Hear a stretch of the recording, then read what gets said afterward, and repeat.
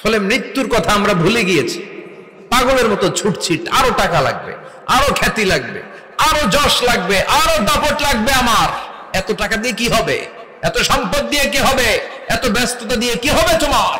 Stop, থামুন, অনেক হয়েছে। আন্না, থামুন, take a rest, take a breath and think about death. Think that you have to go back to your Lord.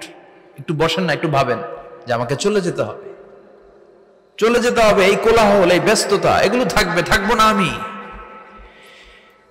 সাইয়েদনা Omar Faruk বলেছেন, মুতু ক্বাবলা আন তামুতু, মরার আগে একবার মরো।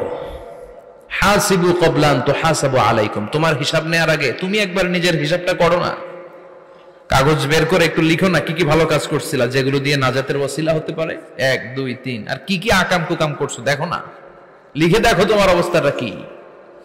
মরার আগে একবার মরো। মরার আগে খাটের মধ্যে শুয়ে শটান করে চোখ বন্ধ করে একবার মরার ভান করে দেখেন কেমন লাগে। চোখটা বন্ধ করেন আর ভাবেন আপনি নাই, কি কি হতে পারে ভাবেন। আপনার ছেলে মেয়েরা কান্না জুড়ে দিবে, আপনার প্রাণের স্ত্রী বিলাপ শুরু করে দিবে, বন্ধু বান্ধবের চিৎকার আর মাতম, স্থানীয় এলাকার মসজিদে ঘোষণা, অমুক এলাকার নিবাসী অমুক ভাই অমুকের ছেলে অমুক দুনিয়ায় নাই। সব আত্মীয়রা চলে আসবে, ফেসবুকে স্ট্যাটাস দেয়া হবে, সবাই সবাইকে জানাবে বিকাল 4টায় অমুক হাই স্কুল ময়দানে আপনার জানাজা। ছুটে আসবে, সবাই ছুটে আসবে আপনাকে শেষ বিদায় দিতে, গুড বাই জানানোর জন্য, আল ওয়াদা, বিদায় জানাতে আসবে সবাই। 4 তাকবীর দিয়ে আপনার জানাজা হবে, অশ্রুসিক্ত জানাজায় আপনার বিদায় হবে। কাঠের খাটিয়ার মধ্যে করে কাঁধে তুলে আপনার কবরে নেওয়া হবে। আগে থেকে খুঁড়ে রাখা কবরটার মধ্যে আপনারে বিছিয়ে দেয়া হবে। বাঁশের কচি দিয়ে তার উপরে মাটির চাপা দিয়ে সব চলে যাবে। ভাবেন না একবার চোখ বন্ধ করে, this is the circle of life, this is the nature of life. এটা সবার হবে, আমার হবে, আপনার হবে। এত মায়া, এত ভালোবাসা কই যাবে? কেউ থাকবে না, সবাই আপনার অন্ধকার কবরে রেখে দিয়ে চলে আসবে। উপরে বাঁশের কঞ্চি, তার উপরে মাটির চাপা, অন্ধকার আর অন্ধকার। এই অন্ধকার যেন শেষ হতে চায় না, শুধুই অন্ধকার, ঠিক কিনা? এজন্য আমাদের চলে যেতে হবে। দাদা গেল, চাচা গেল, মামা গেল, আমাদেরকেও যেতে হবে, জোরে কোন ঠিক কিনা? একদিন মাটির ভেতরে হবে ঘরে মন আমার, কেন বন্ধ দালান ঘর, প্রাণ পাখি উড়ে যাবে পিঞ্জর ছেড়ে।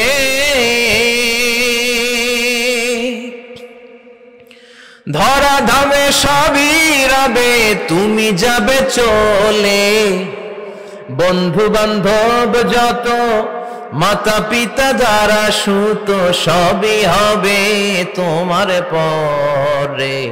মন আমার কেন বন্ধ দালান ঘর, একদিন মাটির ভেতরে হবে ঘরে মন আমার, কেন বন্ধ দালান ঘর, ঠিক কিনা? সব পরে থাকবে, চলে যেতে হবে আমাদেরকে। এজন্য আখিরাতের কথা যেন আমাদের স্মরণ হয়। বিশ্বনবী বলতেন, নাহাইতুকুম আন জিয়ারাতিল কুবুর, আমি তোমাদেরকে কবর জিয়ারত করতে আগে নিষেধ করতাম, কিন্তু এখন নিষেধাজ্ঞা প্রত্যাহার করে নিলাম। এখন সব সময় তোমরা কবরের সামনে যাবা আর জিয়ারত করবা। কবরস্থানে জানতো বড়ুয়া কৃষ্ণপুরের এই গ্রামের কবরস্থান আছে কোন দিকে? পূর্ব দিকে আছে, গোখরার জলের ওদিকে। যান আপনারা, একটু যাবেন, একটু গেলে আখিরাতের কথাটা স্মরণ হবে। ওখানে ছোট শিশুরা শুয়ে আছে, কিশোর যুবকরা আছে, আপনার মতো তাগড়া যুবক মুরব্বীরা আছে। এরা এই এলাকায় থাকতো, এরা আকাশ থেকে নেমে আসে না, এই এলাকার সন্তান, আজ নাই। একটা সার্টেন পিরিয়ড শেষে আপনিও থাকবেন না। This is the nature of life, this is the circle of life. ছোট্ট শিশু হয়ে এসেছিলেন, শৈশব, কৈশোর, যৌবন, প্রৌঢ়ত্ব। আগে ছিলেন সিঙ্গেল, বিয়ে করে হয়ে গেলেন ডবল। এরপরে আল্লাহ আপনাকে একটা মেয়ে দিল, এরপরে মেয়েকে বিয়ে দিয়ে শ্বশুর হলেন, এরপরে ওই মেয়ের ঘরে সন্তান হতে নানা হলেন। আর কতদিন? অনেক দিন হলো তো, অনেক লম্বা সময় পেয়েছেন আপনি। Think about death. এবার যাওয়ার কথা ভাবেন, আখিরাতের সামানের কথা ভাবেন, ফিরে যেতে হবে। কি শক্তিশালী যুবক, বার্ধক্য চলে আসলে লাঠি ছাড়া চলতে পারে না। কুচকুচে কালো দাড়ি সাদা হয়ে যায়, দাড়ির শুভ্রতা, বয়সের ভার, রং ধরা যৌবন জং ধরে শেষ, ঠিক কিনা? This is the circle of life. যুবক ভাইরা, এটাই জীবন, চলে যেতে হবে, কেউ থাকতে পারবে না, ঠিক কিনা? এটা রিমাইন্ডার আল্লাহ এই সূরার ভেতরে দিয়েছেন যে তোমাদেরকে ফিরে যেতে হবে, এই লোভ লালসা ছেড়ে দাও। রব্বুল আলামিন বলেন, আলহাকুমুত তাকাসুর হাত্তা যুরতুমুল মাকাবির। ও গোলাম, দুনিয়ার সম্পদ, লোভ লালসা তোদেরকে পাগল বানিয়ে দিয়েছে। এই লোভ পাগলামি কোনোদিন তোদের থামবে না যতদিন না তোরা কবরে ঢুকবি, ঠিক কিনা? কার কথা? আল্লাহ বললেন, দুনিয়ার সম্পদ আর লোভ আর মোহে তোমরা গাফেল হয়ে গিয়েছো, আখিরাতের কথা বেমালুম তোমরা ভুলে গিয়েছো। কিন্তু আখিরাতে তোমাদের যেতেই হবে, কবরের বাড়িতে তোমাদের ঢুকতেই হবে, ঠিক কিনা?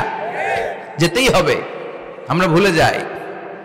আলহাকুমুত তাকাসুর, অতিরিক্ত পাওয়ার লোভ, বেশি বেশি খাওয়ার লোভ, বেশি বেশি জমানোর লোভ মানুষকে গাফেল বানিয়ে দিয়েছে। এটা মানুষের স্বভাব, আরো চাই আরো চাই, এই স্বভাবটা আছে না নাই?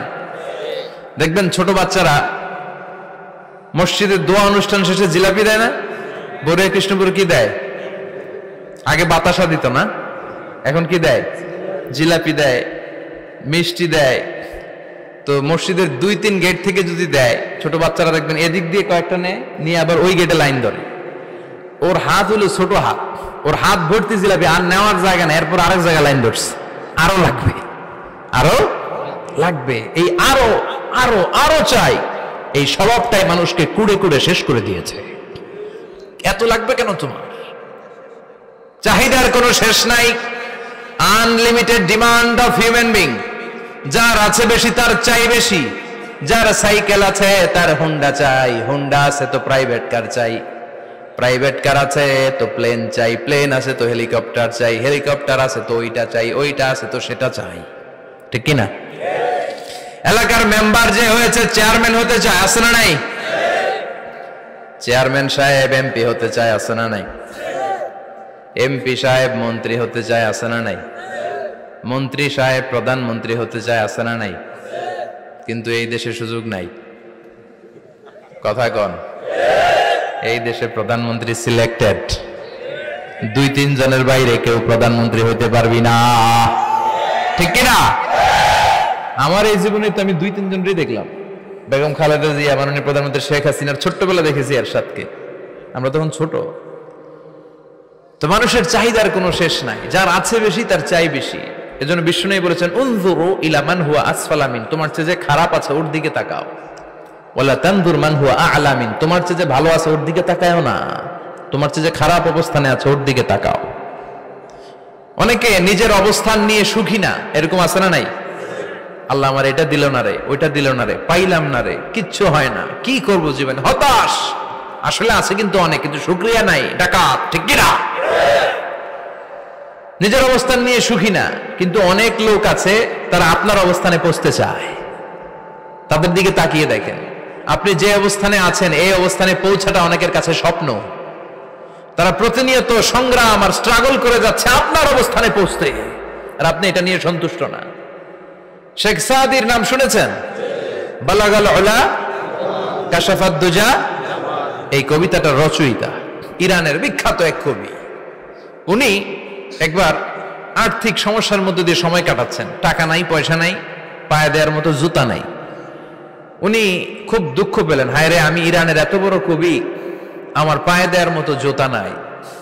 দুঃখ ভরা মন নিয়ে রাস্তায় হাঁটতে বেরোলেন। হাঁটতে হাঁটতে হঠাৎ দেখলেন একটা লোক শুয়ে শুয়ে কাঁদছে, ওই লোকটার 2টা পাই নাই, পাই নাই। উনি সেজদায় পড়ে গেলেন, আল্লাহর কাছে ক্ষমা চাইলেন, আল্লাহ অনেক দিয়েছো, শুকর আলহামদুলিল্লাহ। এজন্য যেই পরিস্থিতিতেই থাকি না কেন আমরা কি পড়বো? জোরে বলেন, কি পড়বো? এজন্য আল কানাতু মিনাল ইসলাম, অল্পে তুষ্ট থাকার নাম হলো ইসলাম। সম্পদ লাগবে কিন্তু সম্পদের পাহাড় লাগবে না, ঠিক কিনা? অল্প খান, অল্প পড়েন, অল্প জামান, অল্পের ভেতরে বরকত ঢুকায়া দিছে কে? দেখবেন যাদের সম্পদ অল্প তারা সুখী বেশি। জরিপে এটা দেখা গিয়েছে, অনেক সার্ভেতে এটা এসেছে, যারা সম্পদশালী এরা দুঃখী বেশি, এদের দুঃখ বেশি, টেনশন বেশি। খুব স্বাভাবিক, টাকা যার বেশি রোগ তার বেশি, টাকা যার বেশি টেনশন তার বেশি। টাকা যার বেশি ঘরে শান্তি তার কম, আছে না নাই? ঘরের ভেতরে অশান্তি, ছেলে কথা শোনে না, ছেলে টানে গাঞ্জা, মেয়ে করে পরকিয়া, আছে না নাই? স্ত্রী কথা শুনে না, ভালোবাসা নাই, ঘরটা জাহান্নামের টুকরা। রোগ বালাই, এক একটা হসপিটাল বিল পরিশোধ করতে মাসে 5 লাখ 10 লাখ, আছে না নাই? কিছু খেতে পারে না, ডাক্তার একেবারে